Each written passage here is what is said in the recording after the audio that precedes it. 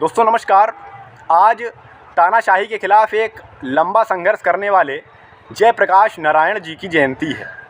इस मौके पर सपा मुखिया अखिलेश यादव हर साल की तरह इस साल भी JPNIC यानी जो उनका जो स्मारक स्थल है, जहां उनकी प्रतिमा स्थापित है, वहां जाकर के माल्यार्पण करने वाले थे।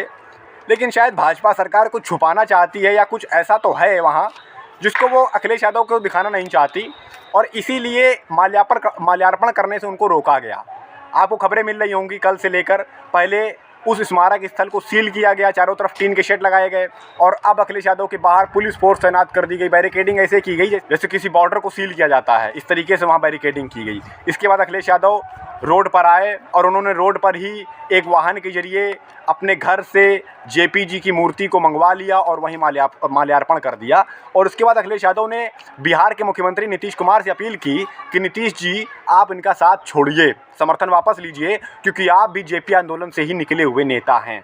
इसके अलावा उन्होंने BJP सरकार पर जमकर निशाना साधते हुए कहा कि गूंगी बहिरी सरकार है ये विकास नहीं विनाश में माहिर हैं। इसके अलावा उन्होंने कहा कि JPNIC को क्या आप बेचना चाहते हैं, इसलिए ये सब कर रहे हैं, क्या छुपा रहे हैं आप।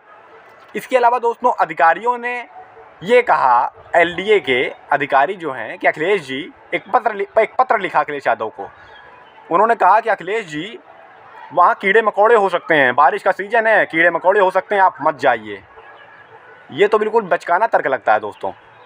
बारिश का सीज़न है, कीड़े मकोड़े हो सकते हैं, तो आप लोग क्या कर रहे थे? आपके अंतर्गत ये निर्माणाधीन अगर है, अगर आप इसका निर्माण करवा रहे हैं, तो आप लोग कर क्या रहे थे फिर? ये कीड़े मकोड़े कैसे हो गए? यही बात अखिलेश यादव ने भी लिखी है कि बिच्छू यदि थे वहाँ तो सफाई क्यों नहीं कराई आपने। ये सब तो बचकाने तर्क लगते हैं। मेन जो उद्देश्य दिख रहा है वो यही दिख रहा है कि कुछ तो वहाँ छुपाना चाहते हैं। चूँकि समझना ज़रूरी है कि 2013 में इसका निर्माण कार्य शुरू होता है, 17 में जब सरकार बदलती है इसका निर्माण कार्य रुक जाता है। उसके बाद इसमें निर्माण की अनियमितता के आरोप लगाए जाते हैं कि भाई कुछ गड़बड़ियाँ हुई थी क्या निर्माण में।